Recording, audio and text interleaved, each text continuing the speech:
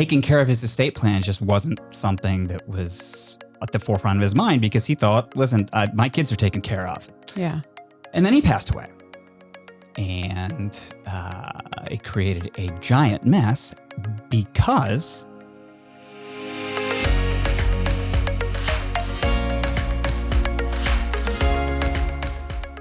Welcome to a Wiser Retirement Podcast. Are you curious about what estate planning error could hurt your family? I'm Shawna Theriault, and today I'm joined by estate planning attorney Arun Gupta.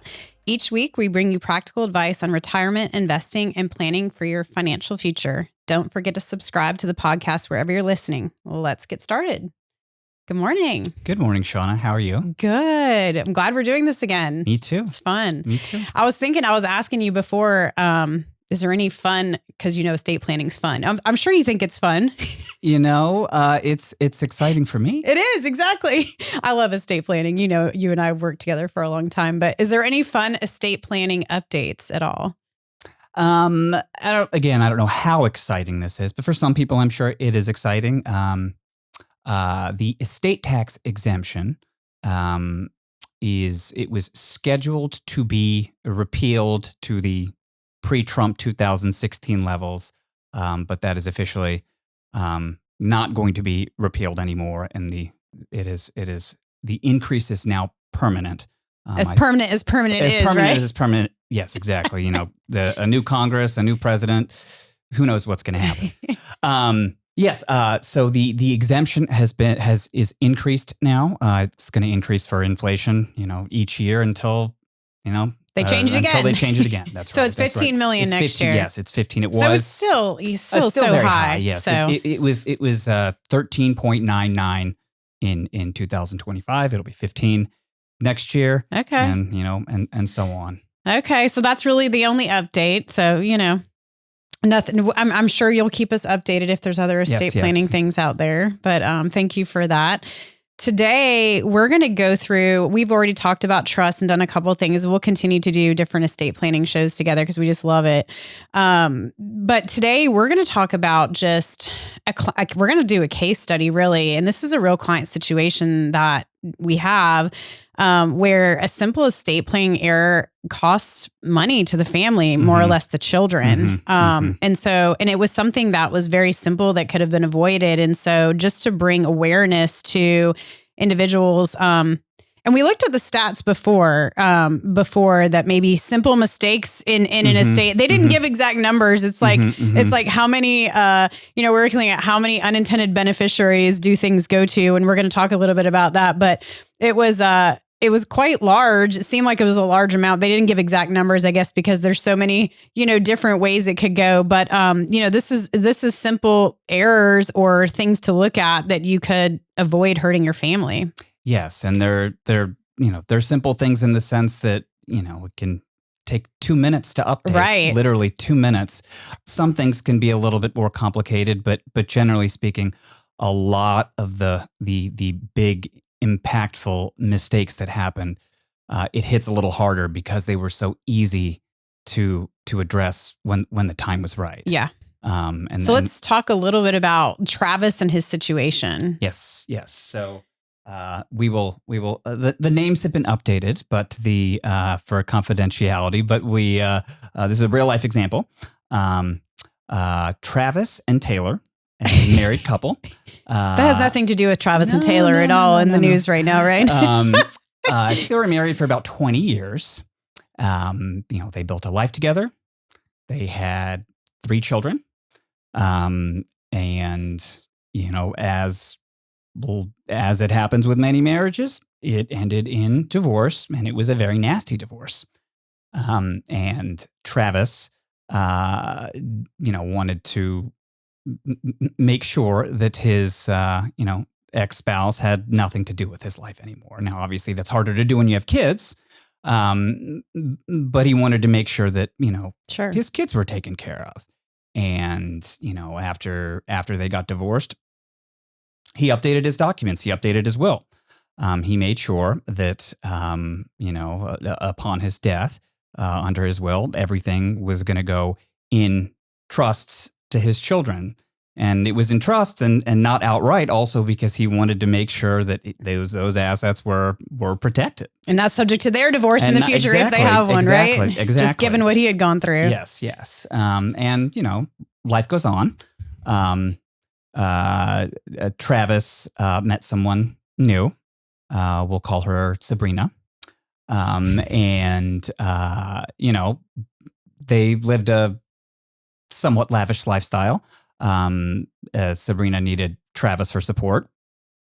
He felt guilty and he had no interest in getting married again. But he felt guilty that, his girlfriend wasn't going to be provided for. And he got sick.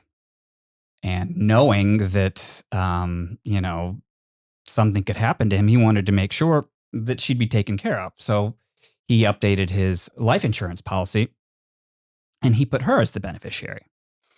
And so now you have a situation where the girlfriend, long-term girlfriend that they're obviously close, is supposed to get the life insurance, and then the kids are going to get the rest of the assets in trust. That's right. Okay, that's right. Through the will. That's right. Correct. And fortunately, he recovered, and he thought that death may be imminent. Wasn't the time. He recovered, and then life goes on.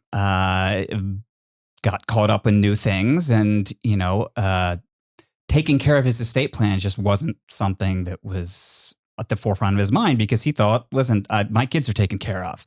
And with this life insurance policy, he just never got around to updating that. He just never did. Yeah. And then he passed away, and it created a giant mess because about 90% of his wealth was in retirement accounts. And retirement accounts pass via beneficiary designations. They're not going to pass through the terms of a will unless you specifically put my estate on your beneficiary designation, or you just don't have one and then it defaults to the estate. In that situation, those assets would have gone through a will, but he never ended up changing his retirement account designations. He didn't have Sabrina on that. He had Taylor on his retirement account. His ex-wife. Yes. And, that's where most of the money ended up going. And he did have a life insurance policy, but he wasn't even with Sabrina when he died. Sabrina got the proceeds of the life insurance policy. He didn't own any real estate when he died. He lived in a condo that he was renting. His kids, they received the proceeds from his checking and savings accounts, and he didn't keep much in that. A lot of people don't do. Yeah. They don't do that. That's just not how they operate. Right. And his kids, everything was supposed to be, left in trust for them, protected, taken care of, and they barely had $10,000 split amongst the three of them. Yeah. And that is a massive unintended consequence, right? Now, generally speaking, when you have a will in the state of Georgia, and if you get divorced and you never get around to updating your will, that spouse is treated as if they were deceased. So they're basically, skipped over. So in other words, if it says I'm a married person and this is my spouse, it's going to treat them as if you weren't married. Yes, that's correct. But that's only going to apply to assets that are distributed through your will.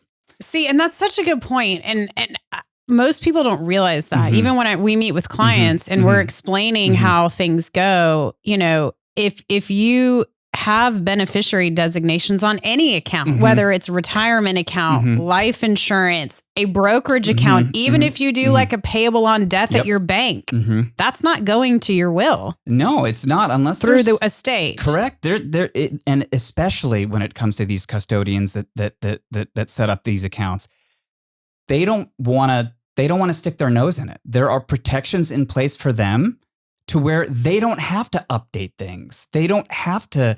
They don't have to treat a spouse as if they were deceased. That beneficiary designation, 9 times out of 10, that's where it's going to go.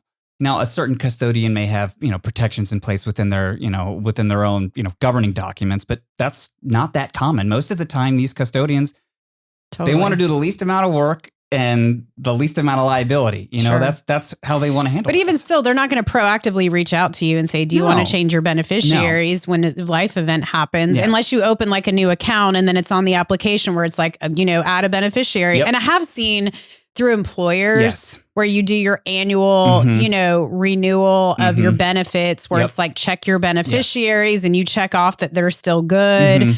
I've seen that before, where and it's I think those are great when those policies are in place because, people have a million things to do. And sometimes just an automated reminder that you get through your HR to check something can make all the difference, right? But even with that, it's very easy to overlook because again, it's on everyone's to-do list and the deadline is until you die in a way. And that's not, how you really want to view things, but technically that's the truth. But when you don't update it and the unthinkable happens, it can really, create a mess. Yeah.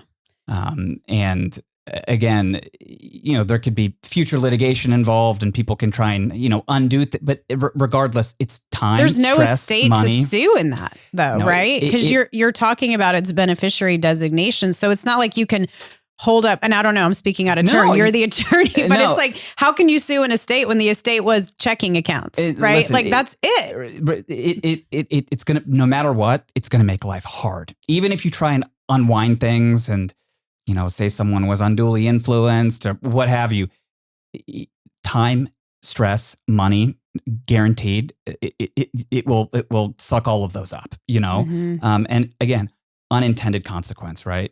If Travis had updated his retirement accounts, right? This would have been different. Yeah. Now, a lot of times, through formal divorce proceedings, retirement accounts will be split through formal processes, right? But that's not always the case. And not only that, but the action rests on the person, right? You can get all the advice in the world, but if you're not signing that sheet of paper and submitting it, right? It's not going to happen. Right. And again, it's not a very complicated situation in terms of what he wanted. A beneficiary change form. It's a beneficiary change form. It's not high level estate taxes or anything like that. It's basically, I want my money to go to my kids. And I thought that I had that through my will, but I didn't realize that it doesn't all just go through your will. And how could they? I mean, it's like they don't do this on a day-to-day basis. Yes. How do you know that it doesn't pass through the will just because it has a beneficiary? We know because that's been ingrained enough, obviously. And, if you're talking with your estate planning attorney, they will tell you, hopefully, to change this. And they could have in that situation. Sure. And maybe he just did not or forgot or thought he had. Yes. I've talked to so many people that have said, oh, I know my beneficiaries are good. And I'm like, can you just promise me you're going to put your eyes on them? Because I have so many people say that and then they look and go, oh, it's not on there. All the time. All the time. Yes. I had that happen to a client recently where they had been married for 50 plus years and she was the beneficiary on everything. They had a revocable living trust, titled, everything was titled there. And she was the beneficiary on anything that wasn't in the revocable living trust, like a retirement account. And there was one account that was worth like $25,000, which is not insignificant, but it's so small compared to like everything else. And this poor woman spent days. She had to prove she was his spouse. You wouldn't believe the hoops that she had to jump through just to get access to these funds because there was no beneficiary. Maybe it had, to your point, maybe it had transferred from custodian to custodian, custodian. And at some point, it fell off. Yeah. We don't know why. And I'm with you when it comes to this. It almost sounds like we're scolding people for not doing that. I feel that sometimes, but I hate it because this stuff, it's not easy. People have a million things going on. And honestly, it doesn't all make sense, Right. These are all complicated systems to navigate when you are busy doing so many other things. It is confusing. But, at the same time, it takes it takes a little bit of focus, a little bit of time to just check on it, right? And it's not like you have to do this, every single year, even though you probably can. Every few years, right? Or definitely when you have a life change. When there's a big life event, that's always the signal. Hey, I got a divorce, death, marriage, you win the lottery, et cetera. Just these big things that really impact the, financial outlook of your family, health, all of these things are signals to get this reviewed. And it is overwhelming. And, when I talk to my clients, I try and stress, listen, if you talk to me, you give me an hour, you've really done the work. Whatever's overwhelmed you, you've blurted it all out. And then it's the job of your attorney. And then you talk to your financial advisors and your accountants. They're here to help you and take care of the nitty gritty details of it. But you just got to tell them, right? Yeah. That's the hard part. But that is the work, is just getting that initial meeting, just talking about these things with professionals. Before we go back to the episode, did you just finalize a divorce or know someone who has? Download our post-divorce financial planning checklist, a free guide from Wiser Wealth Management. It covers everything from updating accounts to building your new financial future. Visit wiserinvestor.com/guides to get your free copy. All right, let's get back to the episode.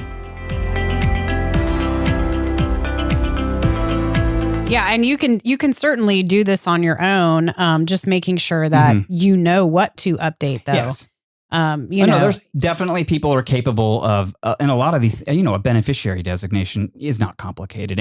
Most everybody can take care of that, right? It's not a super complicated trust or anything like that. It is something that people can take care of. But the overwhelming aspect of it, or just thinking that it all goes through your will, it's real, Mm-hmm. Just know that there's multiple facets to it. That things may go through the will, but they may not. And, you just have to understand how it flows. And if you don't, then ask a professional or ask someone that you trust, that knows the information fully. So that way you understand the movements of it. Sure. And, even though, in the example that we talked about, that, there are unintended consequences, at least his kids were fine, generally speaking, in life. Right. But that's not always the case, I've got plenty of clients that, everything looks perfect on paper, but there could be a child that's going through something really difficult.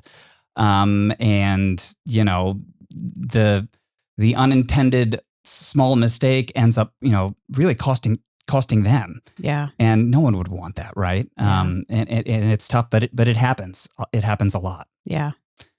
Well, and in that case, the mom's going to leave the kids, or already gave some of them, because it just happened to be their mom. But sometimes it's not. The ex-spouse is their mom too, and so in that case, it could work out. But it doesn't always work out like that. No, and when money's on the line and feelings and hate are all involved, it can really throw a wrench in some things. A lot of times that my clients are highly emotional. Maybe it's siblings who've lost a parent, and they are getting super angry and upset about something when it has nothing to do with what they're actually talking about. It's because of an argument 30 years ago that they never got over. Right. And they use this as fuel. These things, they count. Yeah. They matter.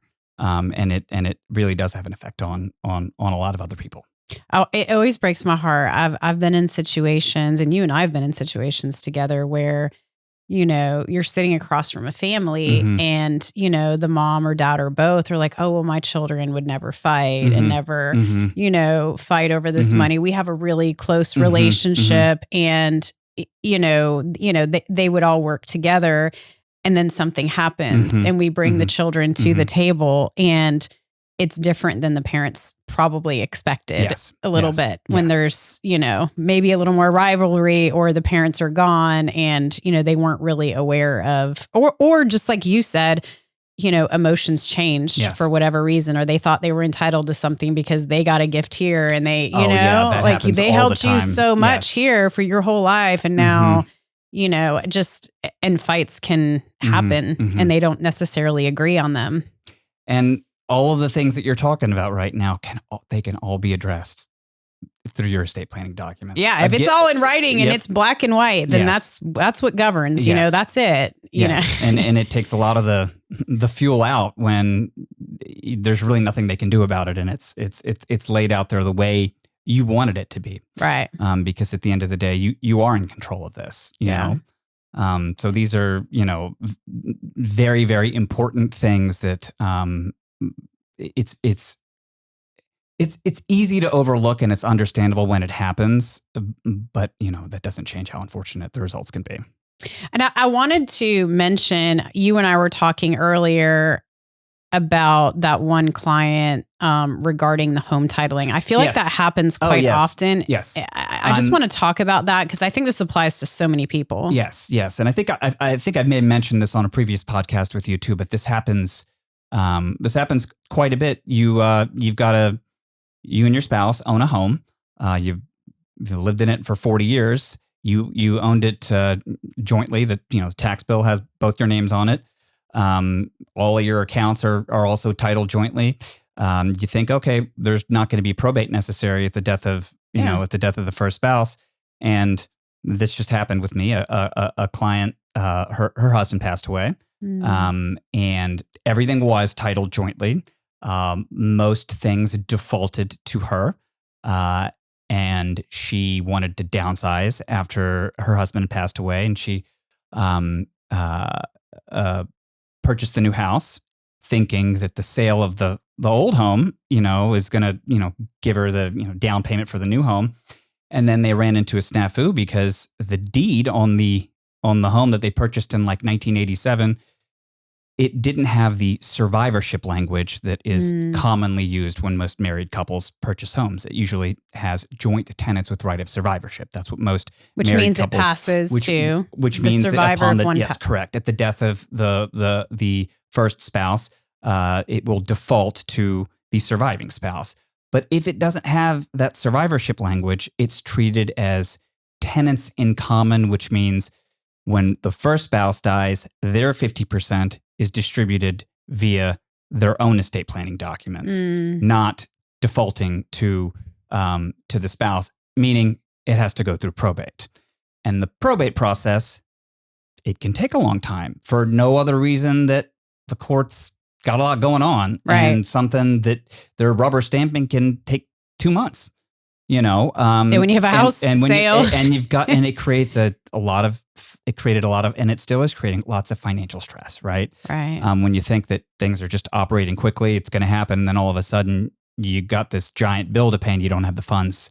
You don't have the funds to do it. Yeah. So just because it's titled jointly, it may not be exactly. Yes, that's correct. Just because it's joint doesn't mean it's with survivorship provisions, right? And not every state's like this, but Georgia, you'll have to have language in there that makes it clear that there's that survivorship. So do you know what the I don't mean to put you on this, but do you know what the default is in Georgia now versus then, or has it always been? So unless there's if that language isn't there, if it just says two people, and there's nothing else, the default is tenants in common. Okay. It's not survivorship. Okay. Certain other states will have, if you put married couple, or if you put something like that, the default would be, but not here. Okay.